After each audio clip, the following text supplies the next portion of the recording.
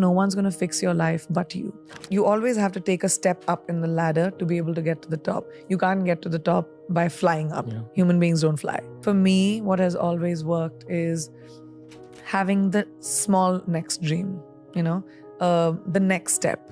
When I was younger, it was really romanticized that you're going for it and just keep going. And, it's like you have to work 24 hours, do 4 movies in one time, 5 shifts, don't sleep, don't eat. And the more a person does that, the more successful you will be. But as I have seen and lived more life, I've realized having a work-life balance is really important. Give yourself a break. It's okay. You just have to do the best you can. Survive, keep your head above water, and slowly you'll see you'll be walking on it. So this romanticization of work has to be tough and work has to be rough, and it's not. Work can be your companion. Work can be creative. Work can be something that gives you joy. And now I've reached a point where that work-life balance for me is most important. I will work on the 6 verticals that I'm working on, my business, my production, my book, my acting, whatever. But when I switch off, I'm with my family, I'm at home, I watch movies, I do whatever I want to do. So then when I come back to work the next day, I have the focus to be able to do even more things. I started working in the States in 2010. And in 2020, after 10 years of working in the industry, I started with music and then pivoted into acting in America. So started in 2010 for context. In 2020, I got my first leading role. How long did it take me? 10 years. So people don't think about how much hard work, how much consistent knocking on doors, how much humility it takes to go to another country and start from scratch. But it required me to strip every single thing that I knew in India and the laurels that I had achieved in India, the awards that I had won, the movies that I had done, the box office successes that I had seen. It required me to walk into rooms with extreme humility and introduce myself to people, to take my show reel and say, this is the work I have done. I would love to work with you. You have to go, you have to pound the pavement, you have to walk in, you have to be rejected, you have to audition, and you have to work around the culture of a new country. And that was so hard. I had to swallow the humility pill, and I was willing to do that hard work. And then, 10 years later, I finally got my leading role in a movie. The tears that it took when you move to a new country with no friends, no family, working with people that don't know you and don't know what you are able to achieve. When I first started doing Quantico, my co-actors did not understand the hoopla around me. They were like, who is this person? Like, why are you, the lead of that was the first time I got a lead role in a television series. And they just couldn't understand why. And it required me to just, be humble and say, I'm okay. This is a new environment. It's easy to go fishing from your boat, but when you have to go deep sea diving, it's a completely different thing. Yeah. So you have to learn according to your environment. So no, it wasn't easy. It was very hard. It took a lot of sweat, tears, and blood from me to finally be able to reach where I have reached. So when you say, I don't want to pass off the work that it took to get there and the time and the commitment that it took to get there. You have to shut off the noise. There are many people that will want to pull you down, but don't focus on that. Focus on the one person that believes in you. Focus on the light, little sliver of light that you might see, a little bit of inspiration that you might see. And that's the hardest thing to do because you're bogged down by baggage. You're bogged down by shackles of people holding you down. So you have to really push forward. And that's just individual. Do you have that inside of you to fight that fight for yourself? Or are you going to wait for somebody else to do it? That's an individual choice. The point is to be able to walk into a room and not be judgy and say, who are you? What are you doing? You don't, you're different. You speak a different language. That's not cool. Yeah. People speak different languages because they know more than you. They know other things that you don't know. The idea is to have your mind open to collaboration. The idea is to have your mind open to what is it that I can imbibe from someone else's knowledge. Yeah. And I think I'm a student of life. I love different kinds of people and different things that people do. I'm not running as fast as I was. I'm thinking about the steps I take. I'm in a really comfortable, content place when it comes to my life. And the choices that I'm making are mine and are not defined by other people or the validation that I probably needed when I was younger. So I think that's made me a little bit more happy and calm. Why am I lucky enough to have the life that I do?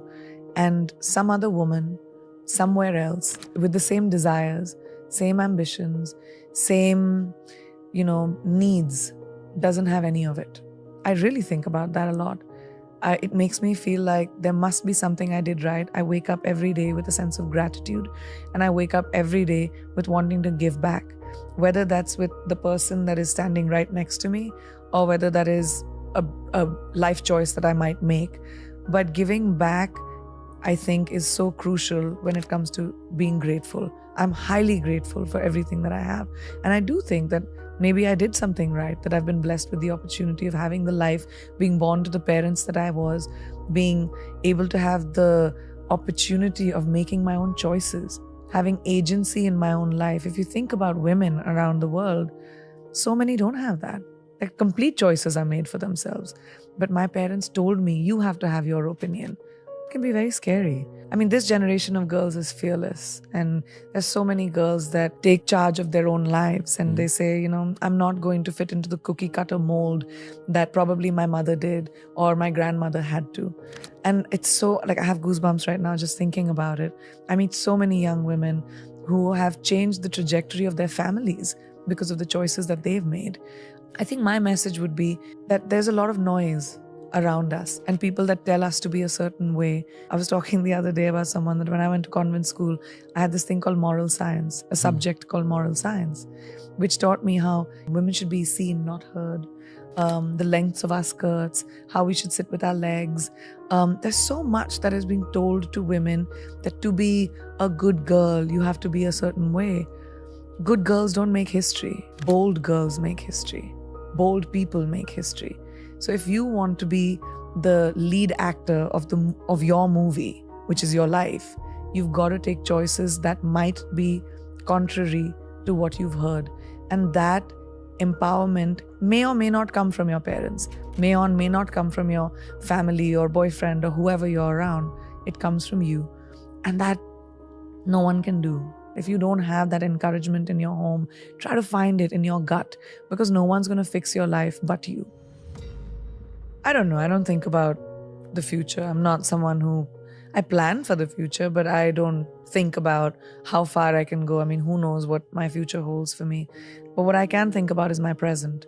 And like I said, I like to imbibe from people that I know. The reason I take new steps is because I see someone else doing something new and I'm like, what can I do that'll make me feel how I feel about this person? It's about that feeling. It's about imbibing from the people around you. And it could be someone you admire on television. It could be someone in your class. It could be someone that you work with. But when you see something that you admire about someone, imbibe it. And I just love the fact that you can have an idea today and monetize it. Why not? You're not just reduced to, I won't say reduced to because I come from a family of doctors and engineers, but at that time, in my parents' generation and the generation before that, it was doctor, engineer, lawyer, military, government job. Like those 5 or 6 things that everyone had to aim for. But today, I think my generation of parents are not going to have those boxes for our children, right? You have an idea, let's run with it. Yeah. I think that innovation is the only way to evolve. And if you're not evolving, you're stagnant, it's boring, bye, you should go to bed. So I think, but for me, that's a little bit of a struggle for me. I juggle a lot of balls, and sometimes I'm just so tired that I don't pay attention to the next thing as much as I would want to. And I check the box sometimes, and it works, and it's okay, because a lot of us do it. We just go to work and do the bare minimum, and I have to remind myself that the bare minimum is not my standard for myself. It always has to be more than the minimum. And you have to remind yourself to take some time. You just have to take some time to whatever you want to do. Go to bed early, have ice cream, just feed your soul. When you feed your soul as a human being, when you're with your family, your friends, you laugh a little, you bring joy, innovation happens. Creativity comes from a place of feeling good with yourself. And I think the most important thing is to feed who you are, and then it just does. What is my best opportunity at 18, at 25, at 35, at 60? Who is it that you want to be? So age ain't nothing but a number. That's a real fact. We put too much equity on age. It just doesn't matter. What matters is what you do about your life in the moment right now. Keep the people around you that are your champions. And maybe this is also something I realize when I'm older, but I tell young people this all the time. Do not hang around with poisonous people.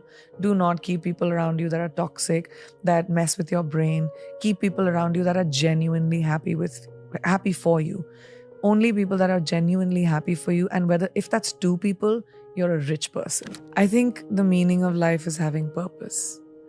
We're born and we'll die. What you do in between that is your legacy. And if your legacy is, walking with sand between your toes and living in a shack and being happy and meditating, sure, it's an individual choice. Success is very subjective. To each person is their own. My success might be completely not attractive to somebody else's success. The equity that we put on, you're the most successful, one of the most successful people on the planet, whatever, great. That's my version of it. But somebody else's version of it could be completely different. But I really believe that what your purpose in life and what you do between birth and death is what counts. So the pursuit of anything else is just futile.